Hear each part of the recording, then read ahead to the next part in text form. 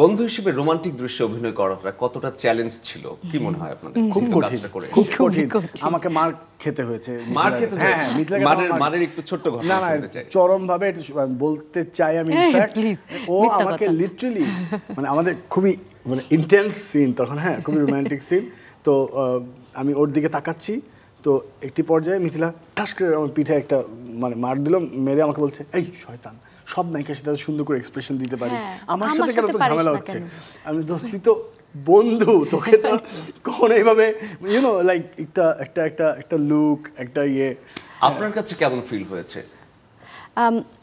আমার মনে হয় প্রত্যেকটা খুব রোমান্টিক দৃশ্য বা আমাদের গানের দৃশ্যে শ্যুট করার সময় আমরা প্রচণ্ড হাসাহাসি করেছি। কারণ মানে আমি কনস্ট্যান্টলি পুরো ছবি শুটিংয়ে আমি বলছি, দোস্ত আমাকে তো কেউ দেখবে না, সবাই তো তোকে দেখবে, তোর তো এত সুন্দর।